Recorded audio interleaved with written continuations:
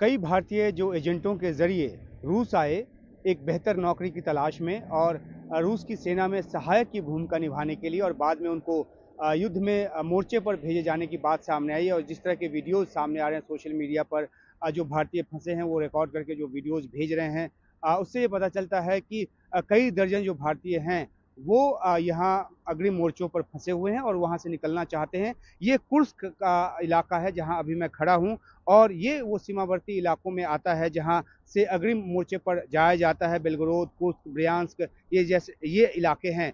तो ऐसे में भारतीय जो फंसे हुए हैं, आखिरकार क्या है उनकी स्थिति, किस तरह से मदद करने की उनकी कोशिश की जा रही है। भारतीय दूतावास तो अपनी भरसक कोशिश कर ही रहा है, लेकिन जो रूस के जो नेता हैं, खासतौर पे भारतीय मूल के नेता अभय सिंह, उनकी क्या भूमिका है और किस तरह की सूचना उनके पास है, ये बात करने के लिए हमारे साथ हैं। हमारे पीछे जो है वो गवर्नर हाउस है कुर्स्क का। एक जानकारी आपसे चाहिए कि जो तकरीबन 3 दर्जन या 40 या 45 जो भी है, अभी पूरी सूचना तो है नहीं कि कितने भारतीय फंसे हैं।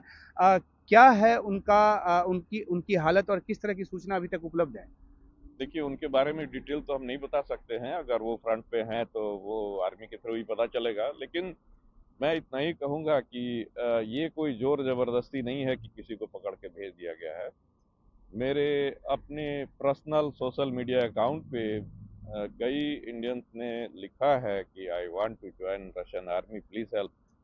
तो मैं तो इन चीज़ ये इस इंसिडेंट के बाद भी ऐसा लिख रहे हैं वो? नहीं, ये पहले की बातें जी। हैं और इंसिडेंट के पहले की है।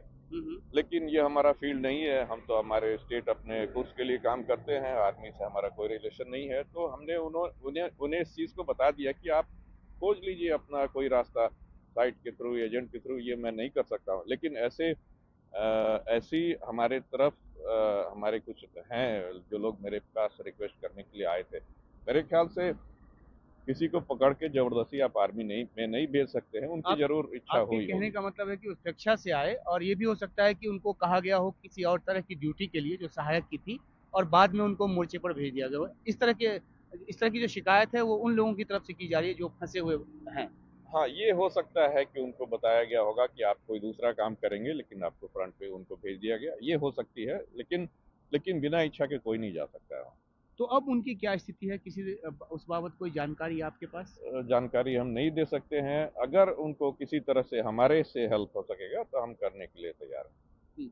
तो ज़ाहिर-सी बात है कि जो विदेश मंत्रालय है वो बार-बार इस बात को लेकर एडवाइज़री जारी करता है कि जो भारतीय हैं वो ऐसे किसी काम के सिलसिले में रूस जाने से बचें, जो उनको खतरे में डाल सकता है और कई बार ये एडवाइज़री जारी की गई है। लेकिन जैसा कि अभय सिंह बता रहे हैं कि कई सारे लोग जो हैं उनके इलाके के या भारत के दूसरे हिस्सों के, वो इनको अप्रोच करते हैं कि वो रूस की सेना के साथ मिलकर काम करना चाहते हैं। और जब ऐसे लोग यहाँ पर आ पाते हैं, फँस जाते हैं, उसके बाद वो गुहार सरकार से लगाते हैं और सरकार पूरी मुस्तैदी के साथ उनको छुड़ाने की कोशिश जो है वो कर रही है। जो हमारी जानकारी है वो ये कहती है कि जितने भी भारतीय यहाँ फँसे हैं, जिन्होंने भारतीय दूतावास को या दिल्ली में विदेश मंत्रालय को अप्रोच किया है, उन सबों की जो लिस्ट है वो जो रूस के संबंधित मंत्रालय या संबंधित जो विभाग हैं उनको भेजा गया है और उनके साथ बातचीत जो है वो चल रही है। लोकेट करने की कोशिश चल रही है कि कौन कहाँ पर है। जो लोकेट हो जा रहे हैं उनको वापस छुड़ाया भी गया है। 6-7 ऐसे भारतीय जो हैं वो भारत लौट भी गए हैं और 2 जिनकी डेथ हो गई, उनकी जो डेड बॉडी है उनमें से एक की वो गुजरात पहुँच गई। ये बात भी सामने आई है। तो जब ये मामला सामने आ गया है कि इस तरह की चीज़ें हुई है और भारतीय यहाँ पर फँसे हुए हैं, तो भारत पूरी मुस्तैदी से भारतीयों को निकालने की कोशिश कर रहा है और साथ में साथ रूस की तरफ से भी पूरी जो एक मदद है वो मिल रही है। और ख़ासतौर पे भारतीय मूल के जो नेता यहाँ अभय सिंह जैसे हैं जो कि सीमावर्ती प्रांत में विधायक हैं, तो इनकी तरफ से भी पूरी जो मदद है वो की जा रही है और उम्मीद की जा सकती है कि जल्द ही सभी भारतीयों को लोकेट कर लिया जाएगा और वो सुरक्षित स्वदेश वापस जो है वो लौट पाएँगे। कुर्क से उमाशंकर सिंह, एनडीटीवी इंडिया।